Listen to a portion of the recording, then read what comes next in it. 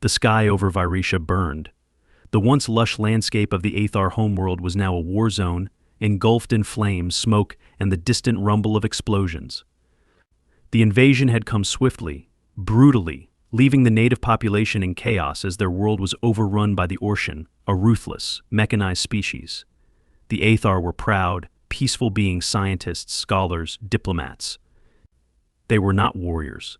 They hadn't been prepared for an invasion on this scale. Zari stumbled through the rubble of what had once been her village, her delicate violet eyes wide with fear. She clutched her arm, where her skin, a pale, pearlescent blue, was now smeared with blood and dirt. The twin horns that curled elegantly from her forehead had been cracked during the initial attack, and her robes were torn, stained with soot. Her heart pounded in her chest, but it wasn't just the terror of the Orshan that gnawed at her. It was something far deeper, a wound more painful than any physical injury, the wound of abandonment. Zari had been left behind by her own people. The Aethar, for all their vaunted ideals of unity and harmony, had a darker side. They were a society built on hierarchies, and Zari's family had been from one of the lower castes, those without influence, without power. When the invasion came, the Aethar leaders had decided to save only the most valuable members of their society. The scholars, the engineers, the political elite. And Zari wasn't one of them. When the evacuation shuttles had arrived, she had rushed to the landing zones with the rest of her village, believing that everyone would be saved. But when the guards had looked at her dirt-smeared face and the insignia of her caste on her robes, they had shaken their heads. "You're not on the list," one of them had said coldly, stepping back as the shuttles began to fill. "But my family," Zari had cried, trying to push forward, but she was shoved back into the crowd. "Only those of importance to the Aethar's future may board," the guard had replied. "There's no space for you." And then, with the sound of engines roaring in her ears, the ships had lifted off, leaving her and countless others behind to face the oncoming storm. The Aethar leadership had sacrificed them without a second thought. Now, alone and terrified, Zari wandered through the devastation. Her home was gone, her people had forsaken her, and the mechanical monstrosities of the Orshan patrolled the wreckage, seeking out any survivors to slaughter or capture. As she staggered through the broken remnants of her village, Zari's mind raced with questions. Why had they done it? Why had her own kind cast her aside? She wasn't important enough? Not worthy of saving? The bitterness stung more than the physical wounds ever could. She heard the distant clank of Orshan war machines, their metallic limbs crashing through the underbrush as they searched for survivors. Zari's heart leapt into her throat, and she dove behind a pile of crumbling stone, her breath coming in quick, shallow gasps. She had to keep moving, had to find some place to hide. But where? Where could she go when her own people had left her to die? The sound of heavy footsteps drew closer, and Zari pressed herself tighter against the rubble, willing herself to be invisible. She couldn't survive an encounter with the Orshan, not alone. Her fragile frame was no match for their cold, mechanical brutality. Just as the machine drew near, a sudden burst of gunfire erupted from the nearby trees. Zari's eyes widened in surprise as the Orshan staggered backward, its massive body riddled with bullets. Sparks flew from its joints as it crumpled to the ground, twitching and sparking in its death throes. For a moment, there was silence. Then, a figure emerged from the trees, a tall, armored being, humanoid in shape but wearing thick, battle-scarred combat gear. A human. Zari's heart skipped a beat. Humans were rare on Viresha, but she had heard stories. Brutal, unpredictable creatures, the Aethar elders had always warned her. Beings driven by violence and greed, with no sense of peace or diplomacy. And yet here one was, standing over the wreckage of the Orshan machine like a guardian spirit. The human soldier scanned the area, his rifle still raised as he cautiously approached the downed machine. His armor was battered and covered in ash, but he moved with the fluid grace of someone who had seen countless battles.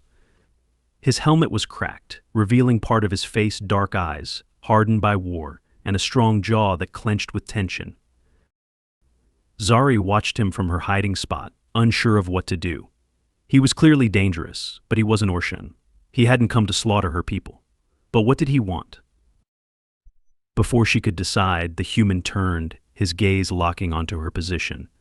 Zari froze, her breath catching in her throat as his sharp eyes narrowed. "Come out," the human called, his voice deep and commanding. "I know you're there. It's safe." Safe.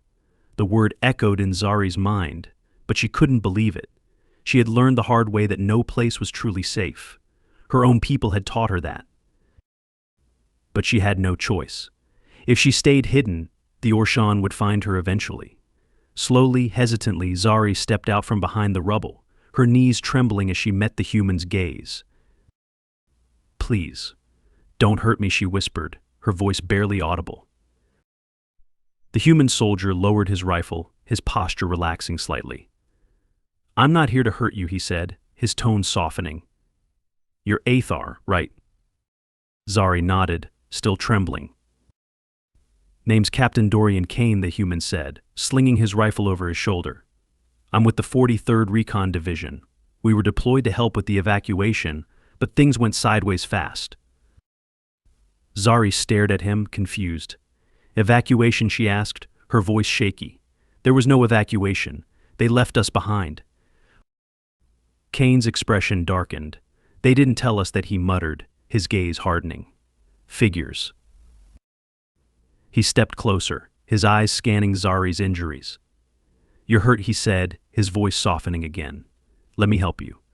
There's an old outpost nearby. We can patch you up and figure out our next move." Zari hesitated. Every instinct screamed at her not to trust him. Humans were dangerous, unpredictable. But what choice did she have? Her own people had abandoned her, left her to die. With a shaky breath, Zari nodded.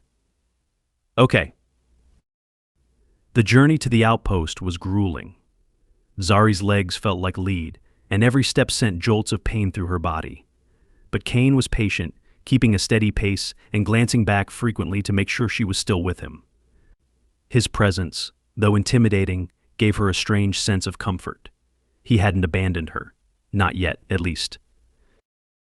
They reached the outpost just as the sky began to darken. The structure was old, a remnant from some long-forgotten war, its walls overgrown with vines and rust. Kane led her inside, quickly clearing a small room and setting down his pack. Zari sat on the cold floor, her limbs shaking from exhaustion. She watched as Kane pulled out a medkit and knelt beside her, his movements careful but efficient. "This is going to sting," he warned, dabbing a cloth with antiseptic and gently cleaning the cut on her arm. Zari winced but didn't pull away. The pain was sharp, but it was nothing compared to the ache in her heart. As Kane worked, she couldn't help but speak the question that had been gnawing at her since they'd met. "Why are you helping me?" she asked, her voice quiet. I'm not important." Kane paused for a moment, his brow furrowing as he considered her words. "You're alive, aren't you?" he replied, his voice low but firm. "That's important enough." Zari looked away, her throat tightening. "Not to my people," she whispered. "They left me behind. I'm nothing to them." Kane's gaze softened, and he sat back, his eyes locking onto hers. "I don't know much about your people," he admitted, "but where I come from, we don't leave anyone behind. Not if we can help it."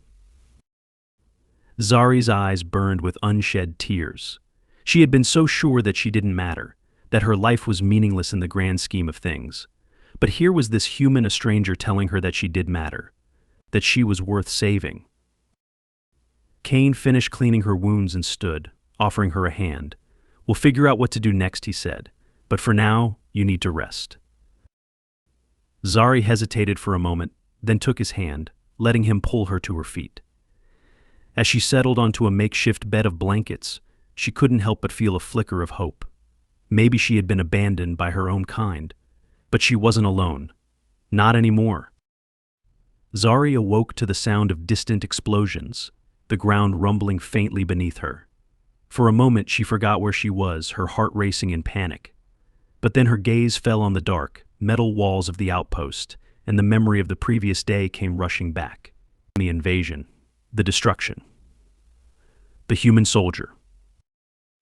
Captain Dorian Kane was sitting by the entrance, his back to her, rifle resting against the wall.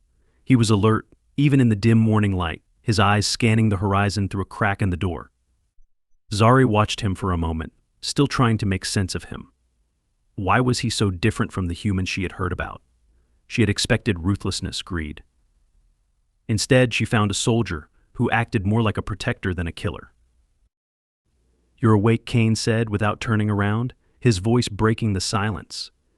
"How are you feeling?" Zari sat up slowly, wincing as the soreness in her body made itself known. "Better," she said quietly. "Thank you for everything." Kane turned his head slightly, giving her a small nod. "We're not out of the woods yet," he replied. "The Orshan are getting bolder. Their patrols have increased. They're searching for survivors, specifically Aethar survivors." Zari's breath caught in her throat. The Orshan didn't take prisoners, at least not alive. She had seen firsthand what they did to her people, and she knew that if they found her, there would be no mercy. "Why?" she asked, her voice trembling. "Why are they hunting us?" Kane sighed, shifting his position to face her more fully. His face was grim, his dark eyes filled with an understanding she hadn't expected. "The Orshan don't just invade planets. They harvest them," he explained. "They strip worlds of everything: resources, technology, and biological specimens. They're after the Aethar because of your telepathic abilities." Zari blinked in confusion. "Telepathic abilities? I don't have anything like that." Kane frowned slightly, studying her as if trying to figure something out. "Maybe not you specifically, but your people. The Aethar have a latent telepathic link, right? It's what connects your society, helps keep order. The Orshan want to extract that, weaponize it." Zari felt a chill run down her spine. She had never thought of her people's natural mental abilities as anything more than a way to communicate and maintain peace. But to the Orshan, it was just another resource to be exploited, another tool in their arsenal of destruction. "That's why they didn't kill everyone right away," Kane continued, his voice low. "They want to capture as many of you as possible, alive. Use you for experiments, figure out how to break your connection to each other, and harness it for themselves." Zari felt sick. The idea of being captured, experimented on it, was worse than death. And she had been so close to being left behind, abandoned to that fate, if it hadn't been for Kane. She shivered involuntarily, and Kane noticed. He stood up and walked over to her, his expression softening slightly. "I know it's a lot to take in," he said, his voice quieter now. "But we're not out of options yet. We'll find a way to get you to safety." "How?" Zari asked, looking up at him with a mixture of desperation and hope. "My people," her voice faltered. "They've abandoned me. There's no one left." Kane paused for a moment, then knelt down beside her, his gaze level with hers. "You're not alone, Zari," he said firmly. "I'm still here. We'll get through this. But we have to move fast. Staying here isn't safe anymore." Zari swallowed hard, nodding. Despite her fear, she trusted Kane. He had been the only one who hadn't abandoned her, the only one who had shown her kindness in the midst of all this horror. If anyone could get her out of this nightmare, it was him. "What's the plan?" she asked, her voice steadier now. Kane stood up, walking back to his gear and grabbing a small, handheld device. "I managed to get a signal out last night," he said, tapping on the screen. "One of my squad mates, Sergeant Evra, is still alive. She's holed up in a base a few kilometers west of here. If we can make it to her, we'll have a better chance of getting off this planet." Zari nodded, her heart lifting slightly at the thought of reinforcements. But as quickly as the hope came, it was replaced by doubt. The distance between them and safety seemed insurmountable. The Orshan patrols were everywhere, and they were bound to run into trouble on the way. Kane must have sensed her hesitation because he offered her a reassuring smile. "We'll make it," he said. "I've been through worse. And besides, I'm not leaving you behind." Those words, simple as they were, gave Zari the strength to stand up, despite her exhaustion. She wasn't alone anymore. She wasn't forsaken. The trek through the forest was grueling. The heat of Viresha's twin suns beat down on them as they navigated the uneven terrain, ducking under twisted branches and leaping over fallen logs. Kane led the way, his rifle at the ready, his senses on high alert. Zari followed closely behind, trying to stay quiet, though the pounding of her heart felt like it might give them away at any moment. The silence between them was thick with unspoken tension. Zari wanted to ask Kane so many things about his world, about his people, about why he was here on Viresha in the first place, but now wasn't the time. Every sound, every shift in the wind, could be an Orshan patrol. They had to stay focused. Hours passed in a blur of motion and adrenaline, with Kane periodically checking their bearings using the device he'd mentioned. The forest around them was eerily quiet, as if even the native wildlife had sensed the danger and fled. The only signs of life were the distant booms of Orshan war machines tearing through the remains of other villages. Zari's legs ached, and every breath felt like it was drawn through smoke. But she kept moving. She had to. The image of the Orshan, of what they would do to her if they caught her, was enough to fuel her forward. As they neared a ridge, Kane suddenly held up a hand, signaling for her to stop. He crouched low, scanning the area ahead. Zari's pulse quickened as she followed his lead, her violet eyes narrowing as she tried to see what he had spotted. There, Kane whispered, pointing toward a clearing just beyond the ridge. Zari squinted, and her heart sank. 3 Orshan patrols were marching through the clearing, their massive mechanical forms moving with eerie precision. Each was equipped with heavy plasma weapons, their red sensors scanning the area like hunters searching for prey. Zari bit her lip, fear bubbling up in her chest. "What do we do?" she whispered, her voice trembling. Kane's eyes flicked back and forth, calculating. "We go around," he murmured, nodding toward the denser part of the forest. "Stay low. Stay quiet. If they spot us, we're dead." Zari nodded, her throat tightening. They had been so close, but now the Orshan were blocking their path. She followed Kane as they crouched low and began to creep through the underbrush, moving as quietly as they could. The tension was suffocating. Every step felt like it might be the one that gave them away, and Zari's entire body was trembling with fear. She kept her eyes on Kane, following his every movement, trusting him completely.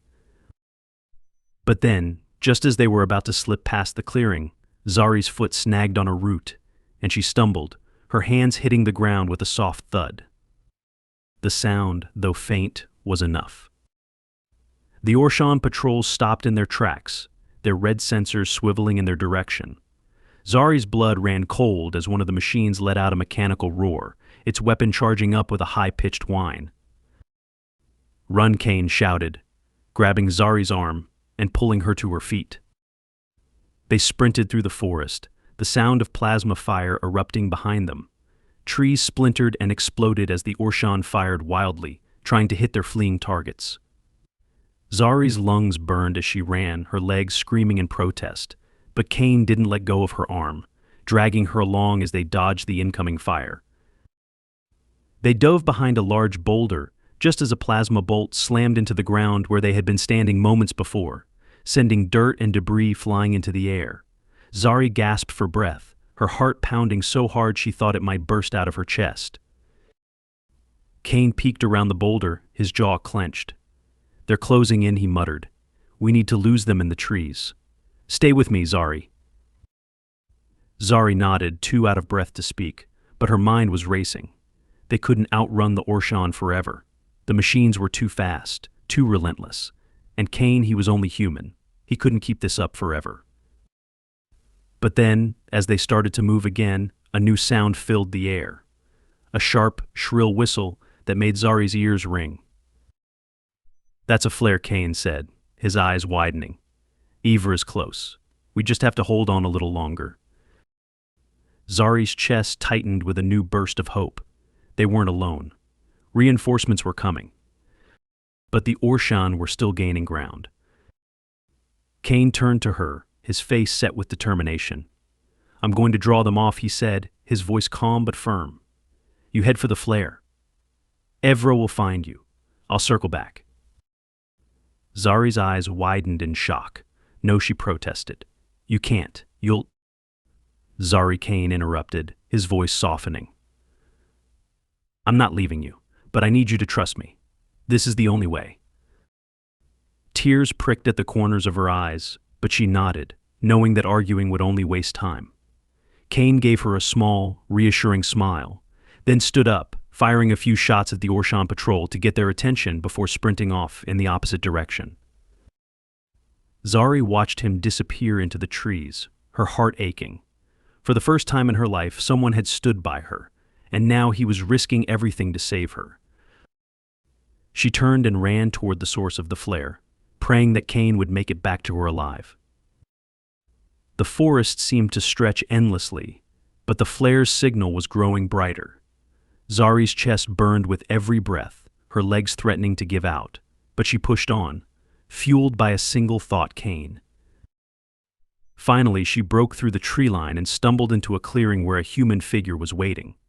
A tall woman with short, dark hair and piercing eyes stood next to a downed dropship, her weapon drawn as she scanned the area.